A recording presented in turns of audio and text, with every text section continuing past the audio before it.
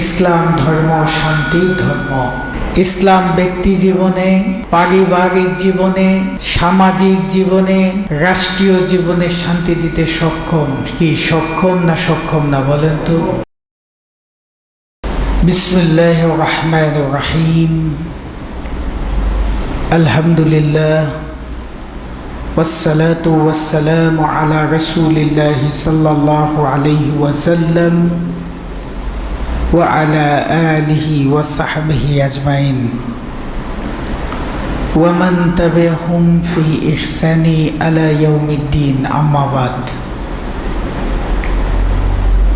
উপস্থিত সম্মানিত আশিকে রাসূল ভাই ও বোনেরা, আপনারা আমার সালাম গ্রহণ করুন। আসসালামু আলাইকুম ওয়া রাহমাতুল্লাহি ওয়া বারাকাতুহু। ওয়ালাইকুম আসসালাম ওয়া রাহমাতুল্লাহি ওয়া বারাকাতুহু। আপনারা সবাই কেমন আছেন? আলহামদুলিল্লাহ। লক্ষ কোটি শুকরিয়া জানাই সেই মহান রব্বুল ইজ্জতের দরবারে, যিনি দয়া করে আজকের এই পবিত্র দিনে ইয়াউমুল জুমাতে ইন্টারন্যাশনাল আশিকে রাসূল অর্গানাইজেশনের সদর দপ্তর এই মিরপুর দরবার শরীফে এসে হাজির হওয়া তৌফিক আমাদেরকে দান করেছেন। সকলে সেই মহান মালিকের দরবারে শুকরিয়া জ্ঞাপন করে বলি আলহামদুলিল্লাহ। আলহামদুলিল্লাহ। লাকাল হামদান কাসীরান তাইয়্যিবান মুবারাকান ফি।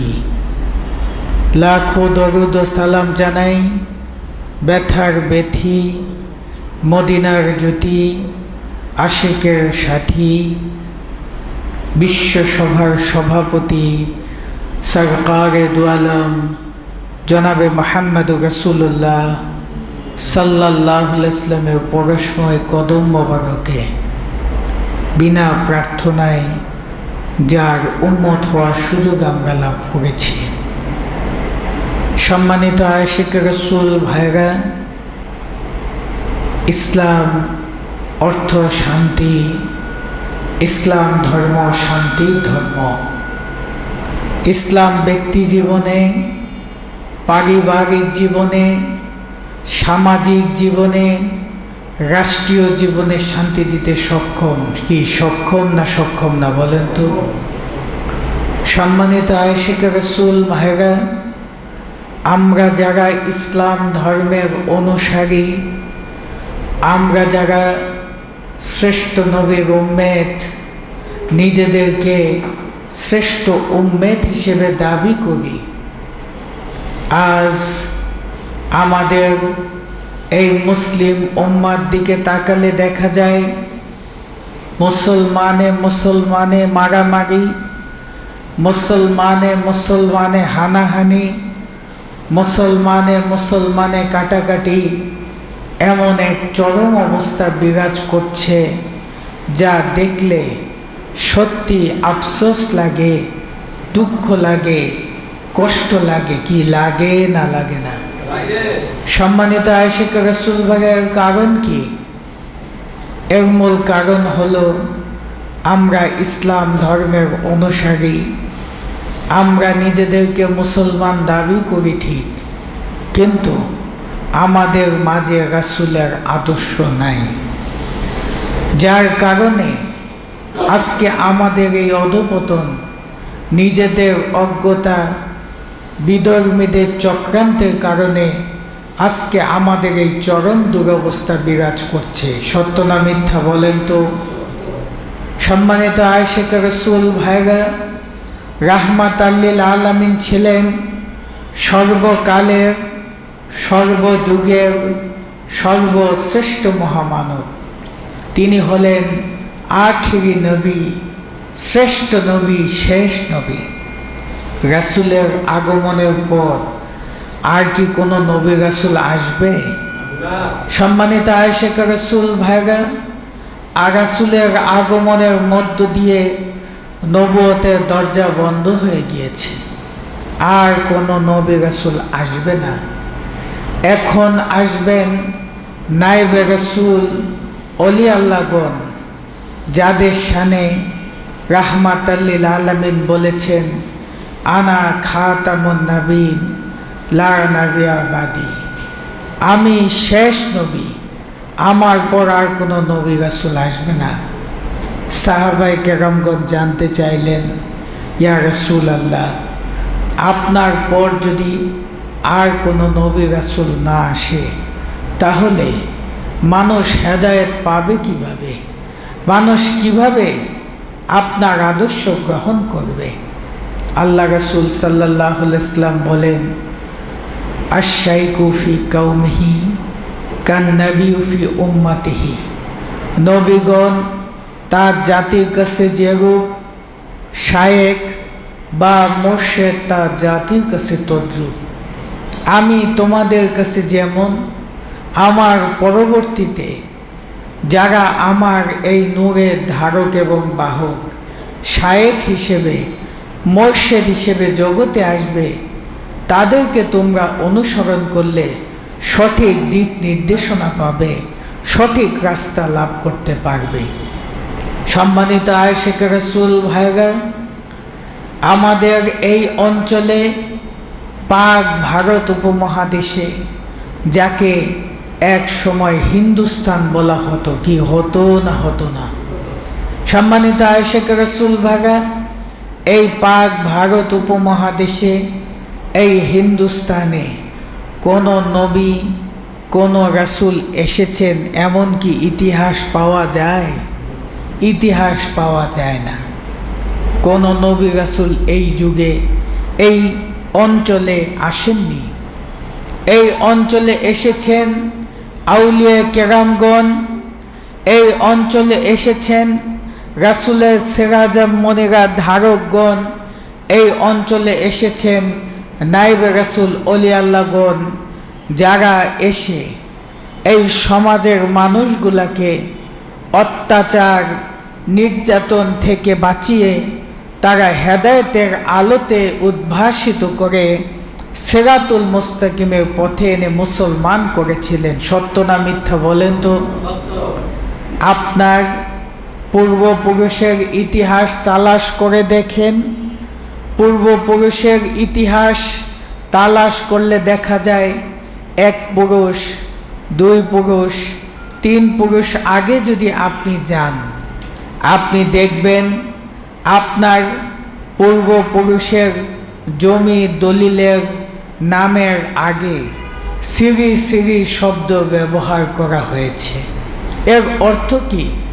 এর অর্থ হলো তারা ছিল হিন্দু, সনাতন ধর্মের লোক, বৌদ্ধ ধর্মের লোক।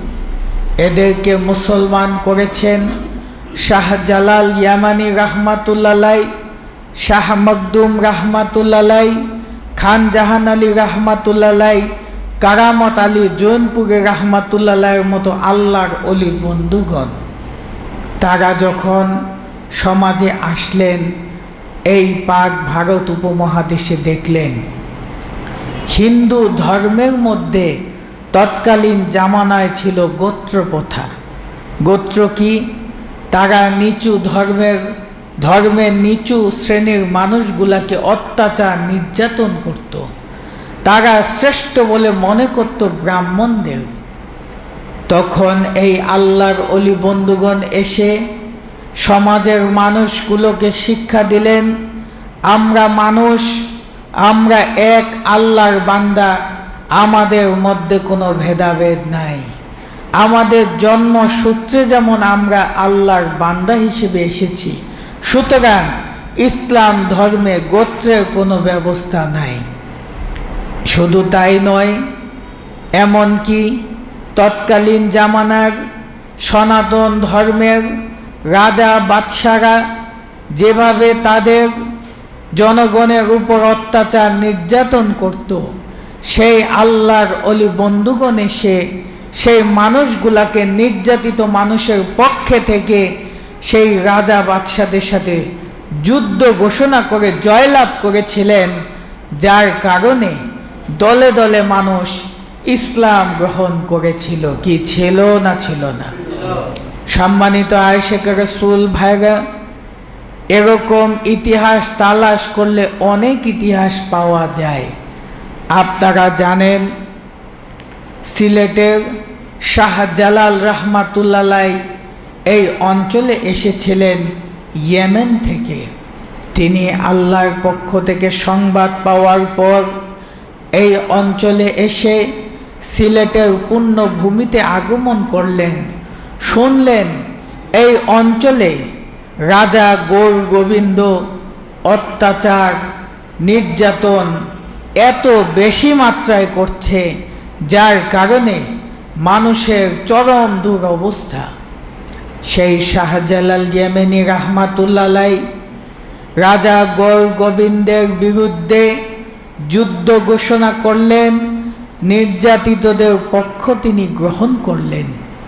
আল্লাহ কি অপার লীলা খেলা! শাহজালাল রহমাতুল্লাহ বিনা যুদ্ধে বিনা বাধায় যুদ্ধে জয়লাভ করলেন। রাজা গৌর গোবিন্দ তার দলবল নিয়ে পালিয়ে গেল। শাহজালাল রহমাতুল্লাহ এই অঞ্চলে ইসলাম প্রতিষ্ঠা করলেন, রাসূলের শান্তির ধর্ম প্রতিষ্ঠা করেছিলেন। কি ছিলেন না ছিলেন না?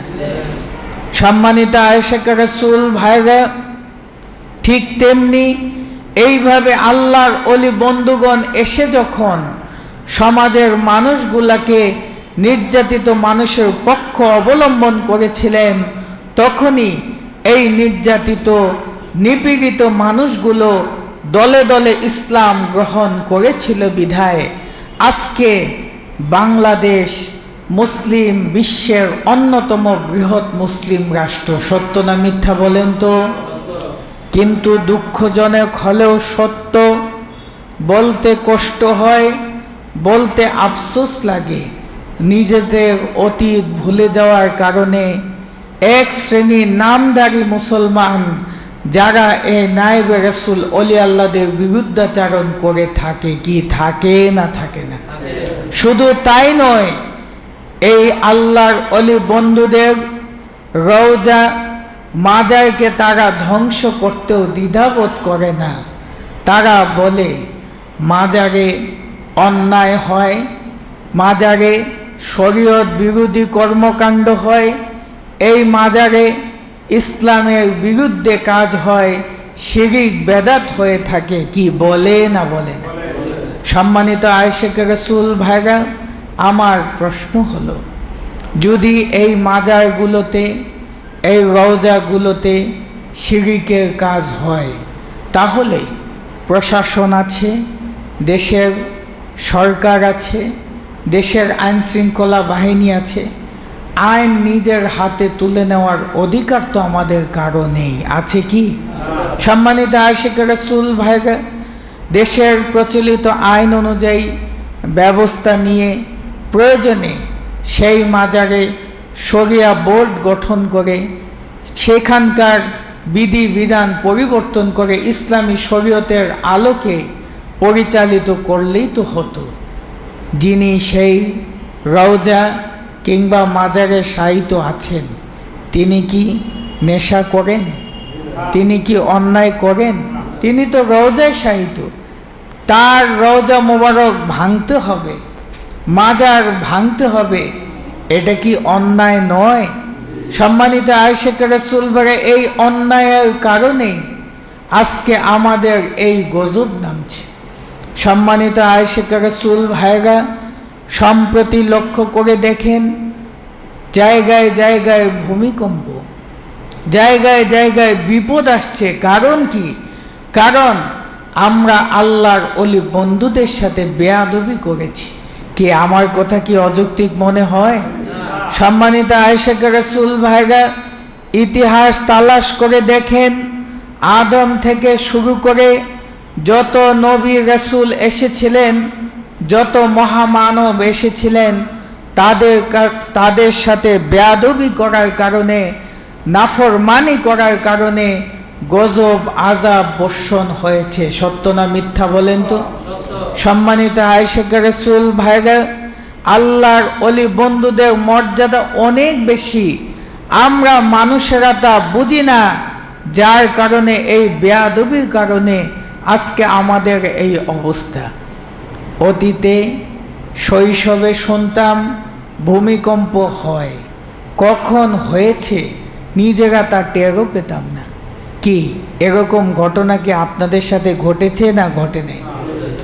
অনেক সময় ভূমিকম্পের কম্পন অনুভব করলেও খবরে দেখতাম, পত্রপত্রিকায় দেখতাম এর উৎপত্তি স্থল ছিল ইন্ডিয়াতে, ভারতের আসামে, ভারতের দিল্লিতে, অন্যান্য অঞ্চলে। কিন্তু আশ্চর্যজনক হলেও সত্য, সম্প্রতি যত ভূমিকম্প হচ্ছে এর উৎপত্তি স্থল বাংলাদেশে। সত্য না মিথ্যা বলেন তো? আধুনিক বিজ্ঞানীরা, ভূতত্ত্ব বিজ্ঞানীরা তারা বলছে এই উৎপত্তি স্থল বাংলাদেশে, কারণ বাংলাদেশের মাটির নিচে যেই প্লেটগুলো আছে একটা আরেকটার উপর এমনভাবে আছে যে কোনো সময় মহাবিস্ফোরণ হতে পারে। কি বলছে না বলছে না? কিন্তু কোরআনে আল্লাহ বলেন এই ভূমিকম্প হয় আমার নির্দেশে, আমি মানুষকে গজব দ্বারা পাকড়াও করি। আল্লাহ বলেন এই ভূমিকম্পের উপরে কোরআনে একটা সূরা নাজিল করেছেন, সূরা জিলজাল। ইযা জুলজিলাতিল আরদু জিলজালাহা ওয়া আখরাজাতিল আরদু আসকালাহা ওয়া ক্বালাল ইনসানু মা লাহা ইয়াওমা ইদিন তুহাদ্দিসু আখবারাহা বিআন্না রাব্বাকা আওহা লাহা ইলা আখির। সম্মানিত আয়েশা রাসূল ভাইরা, ওই আয়াতে কারিমায় আল্লাহ বলছেন যখন পৃথিবীতে ভূমিকম্প হবে, ভূমির নিচে কম্পন অনুভূত হবে, মাটি তার ভিতরে যা কিছু আছে সব বের করে দিবে। মানুষ বলবে ওয়াকালাল ইনসানু মা লাহা, মানুষ বলবে হায় হায় আফসোস, কি হচ্ছে, কি বিপদ আমাদের উপর আসছে। আল্লাহ বলেন এটাই আল্লাহর হুকুম, আল্লাহর হুকুমেই তা সংগঠিত হয়। সম্মানিত আয়েশা রাসূল ভাইরা, আসলে এই গজব আযাব আসে আল্লাহর পক্ষ থেকেই। আল্লাহ দেন না, বরং আমরা নিজেদের ভুলের কারণে, কর্মের কারণে আল্লাহর কাছ থেকে এই গজব নিজেদের উপরে নেই। সত্য না মিথ্যা বলেন তো? সম্মানিত আয়েশা রাসূল ভাইরা, অতীতের যুগে যারা নায়েবে রাসূলদের সাথে নাফরমানি করেছে, ভুল করেছে, তাদেরকে আল্লাহ গজব দ্বারা পাকড়াও করেছে। অতীতের ইতিহাস তালাশ করে দেখেন, কওমের ইতিহাসগুলো তালাশ করে দেখেন, পবিত্র কোরআনে আল্লাহ তাবারক ওয়া তাআলা কওমে লূতের বর্ণনা দিয়েছেন।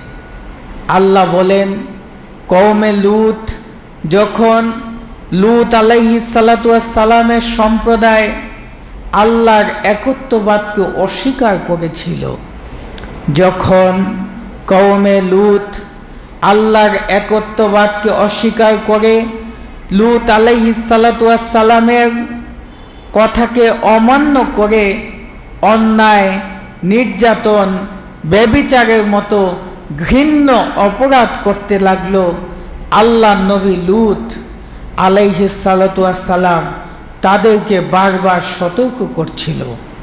সেই জাতি আল্লাহ নবীর কথা অমান্য করে তারা তাদের অন্যায়, অপরাধ করতেই লাগলো, ধারাবাহিকভাবে, নির্লজ্জভাবে একের পর এক করে যেতে লাগলো। এক সময় আল্লাহ নবী লূত আলাইহিস সালাতু ওয়াস সালাম আল্লাহর কাছে প্রার্থনা করলেন, হে দয়াল মাওলা, দয়াল খোদা, তুমি যদি দয়া না করো এই জাতি, আমার জাতি কোনোদিন শুদ্ধ হবে না, তারা শুদ্ধ হবে না, তুমি এর বিচার করো, তুমি দয়া করে সাহায্য করো আমাকে। এমন সময় কিছু যুবক তার ঘরে এসে দরজায় কড়া নাড়লেন। আল্লাহ নবী লূত আলাইহিস সালাতু ওয়াস সালাম তাদের ডাকে সাড়া দিয়ে দরজা খুললেন, খুলে দেখলেন সুদর্শন এত উজ্জ্বল চেহারার কিছু জ্যোতির্ময় ব্যক্তি তার ঘরে এসেছে। তিনি আনন্দে আত্মহারা হয়ে গেলেন। তিনি বুঝলেন এরা আমার মেহমান। তাদেরকে তিনি বরণ করে নিলেন, ঘরে প্রবেশ করালেন। তাদের মেহমানদারি করার জন্যে তিনি দুম্বা জবাই করে মাংস ভুনা করছিলেন, তাদের মেহমানদারি করবেন। আশ্চর্যজনক হলেও সত্য, লূত আলাইহিস সালাতু ওয়াস সালামের ঘরে প্রবেশ করা সেই যুবক, তারা কোনো কথা বলে না, তারা চুপ করে রয়েছে। তারা চুপচাপ যেখানে বসতে দিয়েছে সেখানে বসে রয়েছে। এমন সময় কওমে লূত আলাইহিস সালাতু ওয়াস সালামের সম্প্রদায় তারা দেখলেন সুদর্শন কিছু যুবক তার ঘরে প্রবেশ করেছে। এটা দেখার পর তারা পাপাচার করার উদ্দেশ্যে সেই যুবকদের কাছে যেতে চাইলেন। আল্লাহর নবী লূত আলাইহিস সালাতু ওয়াস সালাম বললেন, দেখো, তোমরা আমার মেহমানদের সাথে অন্যায় করো না। তোমরা যদি অন্যায় করো আল্লাহর গজব তোমাদের উপর আসবে। তোমরা চলে যাও, আমার মেহমানদের সাথে অন্যায় করো না। সম্মানিত আয়েশা রাসূল ভাইরা, এ কথা বলতে না বলতেই আল্লাহর নবী লূত আলাইহিস সালাতু ওয়াস সালাম তাদের মেহমানদারি করার জন্যে মাংস ভুনা করে তাদের কাছে পরিবেশন করলেন। একদিকে দরজায় কওমে লূত একের পর এক চিৎকার করছে, তাদেরকে নিয়ে যাবে, যুবকদের সাথে অন্যায় করবে, অত্যাচার করবে, নির্লজ্জতা করবে। অন্যদিকে আল্লাহর নবী লূত আলাইহিস সালাতু ওয়াস সালাম তাদেরকে মেহমানদারি করার জন্যে খাবার পরিবেশন করলেন। সেই যুবকেরা আল্লাহর নবী লূত আলাইহিস সালাতু ওয়াস সালামকে বললেন, হে আল্লাহর নবী, আপনি আমাদেরকে মেহমানদারি করার জন্য খাবার দিয়েছেন, কিন্তু আমরা এই খাবার গ্রহণ করতে পারবো না। আল্লাহর নবী লূত আলাইহিস সালাতু ওয়াস সালাম জানতে চাইলেন, কেন তোমরা খাবার গ্রহণ করবে না? তোমরা কি আমার উপরে অসন্তুষ্ট হয়েছ? তোমরা কি আমার উপর রাগ করেছ? তারা বললেন, হে আল্লাহর নবী, আমরা মানুষ নয়, আমরা দেখতে মানুষ, মানুষের আকৃতি, কিন্তু আমরা আল্লাহর পক্ষ থেকে ফেরেশতা এসেছি আপনাকে এক বিশেষ সংবাদ দেওয়ার জন্যে। সেই সংবাদ কি? সেই সংবাদ হলো, আপনি আজ রাতেই আপনার পরিবার পরিজন নিয়ে আপনাকে যারা বিশ্বাস করেছে, আল্লাহর একত্ববাদকে যারা বিশ্বাস করেছে, তাদের সবাইকে সাথে নিয়ে এই অঞ্চল থেকে চলে যাবেন। আপনার এই জনপদকে আল্লাহ গজব দ্বারা পাকড়াও করবে, ধ্বংস করে দিবে, শেষ করে দিবে। তবে শর্ত হলো, যখন আপনারা যাবেন তখন পিছনের দিকে তাকাবেন না। পিছনে তাকালেই আপনারাও গজবে পাকড়াও হবেন। 1। 2 নম্বর শর্ত হলো, আপনার স্ত্রী যে সারা জীবন আপনার সাথে অন্যায় করেছে, আপনার সাথে অত্যাচার করেছে, কাফেরদেরকে ইন্ধন জুগিয়েছে, যে আল্লাহর একত্ববাদকে অস্বীকার করেছে, তাকে যদি আপনি বাঁচাতে চান, সে কোনো অবস্থায় বাঁচতে পারবে না, তাকেও গজব দ্বারা পাকড়াও করা হবে। সুতরাং তাকে সাথে নিয়ে যাবেন না। সম্মানিত আয়েশা রাসূল বাগে এই কথা বলার পর আল্লাহর নবী লূত আলাইহিস সালাতু ওয়াস সালাম হতবাক হয়ে গেলেন। তিনি চুপ হয়ে গেলেন, এ কি, আজকে তো আমার জাতির উপর গজব আসবে। তিনি আর কোনো কথা বললেন না। সাথে সাথে দেখলেন সেই যুবকেরা বাতাসের সাথে মিলে আবার মিশে গেলেন। তারা আল্লাহর পক্ষ থেকে এসেছিলেন, সংবাদ দিয়ে তারা চলে গেলেন। সম্মানিত আয়েশা রাসূল ভাইরা, সেদিন কওমে লূত তারা অত্যাচার, অন্যায়, নির্লজ্জতা এত বাড়িয়ে দিয়েছিল, তাদের মধ্যে যারা আল্লাহর একত্ববাদে ঈমান এনেছিল, যারা লূত আলাইহিস সালাতু ওয়াস সালামকে বিশ্বাস করেছিল, তাদেরকে লূত আলাইহিস সালাম বললেন, আজ রাতেই গজব আসবে, তাড়াতাড়ি তোমরা প্রস্তুত হও, আমরা আজকে এই অঞ্চল থেকে পালিয়ে যাব, চলে যাব। এই খবর আল্লাহ নবী লূত আলাইহিস সালাতু ওয়াস সালামের স্ত্রী সেও খবর পেয়ে গেলেন। সে বুঝলেন আল্লাহ নবী লূত, সে তো আল্লাহ নবী, তার কথা অমান্য করলে তো গজব আসবে। তিনিও প্রস্তুতি নিয়ে লূত আলাইহিস সালাতু ওয়াস সালামের সাথে রওনা করলেন। লূত আলাইহিস সালাতু ওয়াস সালাম তার সঙ্গী সাথীদেরকে বললেন, তোমরা আমার সাথে যাবে, কিন্তু শর্ত, যত কিছু হোক পিছনের দিকে তাকাবে না, পিছনের দিকে তাকালে তোমরাও গজবে পাকড়াও হবে। সম্মানিত আয়েশা রাসূল ভাইরা, কওমে লূত অন্ধকারে নিমজ্জিত, রাতের আধারে নিমজ্জিত, অন্যায় অত্যাচার আনন্দ ভোগ বিলাসিতায় ব্যস্ত। এমন সময় লূত আলাইহিস সালাতু ওয়াস সালাম তার সঙ্গী সাথীদেরকে নিয়ে আল্লাহ নির্দেশে হিজরত করলেন। এমন সময় নিরাপদ দূরত্বে যাওয়ার পর পিছন থেকে বিকট আওয়াজ, একদিক থেকে যেমন ভূমিকম্প, অপর দিক থেকে অগ্নিবৃষ্টি, পাথরের বৃষ্টি হতে শুরু করলো। পুরো জনপদের উপর চারিদিকে যদি আগুন পড়ে আর মাটির নিচ থেকে যদি ভূমিকম্প হয়, সেই জনপদ কি টিকে থাকতে পারে?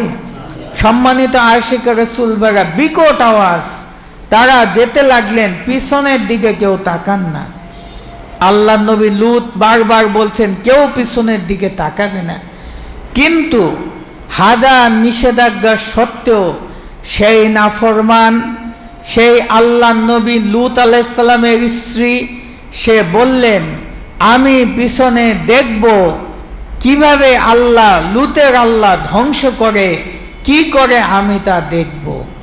অন্যদেরকেও সে উৎসাহ যোগাতে লাগলেন, কিন্তু অন্য কেউ তাকালেন না, সে পিছনের দিকে তাকালেন। এমন সময় আল্লাহ তাবারক ওয়া তাআলার নির্দেশে আকাশ থেকে একটা বজ্রপাত তার উপরে এসে পড়ল। পড়ার সাথে সাথে সে সেই অবস্থায় পাথরে পরিণত হয়ে গেলেন। আজও সেই পাথর এখনো আছে।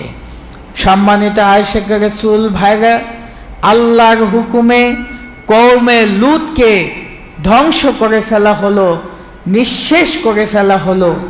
সম্মানিত আয়েশা রাসূল ভাইরা, তাদের অপরাধ ছিল তারা আল্লাহর একত্ববাদকে অস্বীকার করেছিল। তারা আল্লাহর একত্ববাদকে যেমন অস্বীকার করেছিল, লূত আলাইহিস সালামের সাথে অন্যায় করেছিল, অত্যাচার করেছিল, নির্যাতন করেছিল, পাশাপাশি অন্যায়, ব্যভিচার, নির্লজ্জতা বহু গুণে বাড়িয়ে দিয়েছিল, যার কারণে কওমে লূতকে আল্লাহ তাবারক ওয়া তাআলা ধ্বংস করে দিয়েছেন।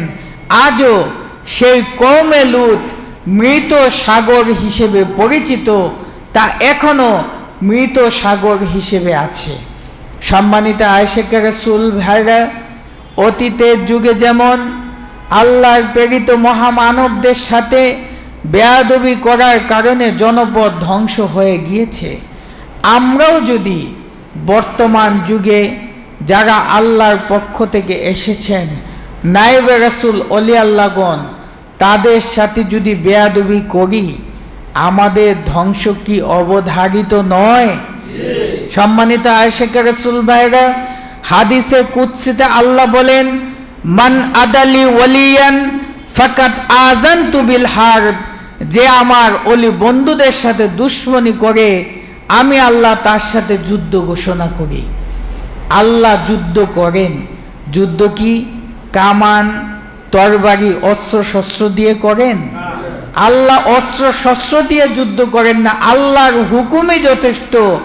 কোন ফায়াকুন, হও বললেই হয়ে যায়। যখন মানুষ নাফরমান হয়ে যায়, আল্লাহকে ভুলে যায়, অন্যায়ে নিমজ্জিত হয়ে যায়, তখনই আল্লাহর পক্ষ থেকে গজব আসে, আল্লাহর পক্ষ থেকে বিপদ আপদ আসে। সম্মানিত আশিক রাসূল ভাইরা, আমরা কি গজবে পাকড়াও হতে চাই নাকি আল্লাহর রহমত পেতে চাই? বলেন তো।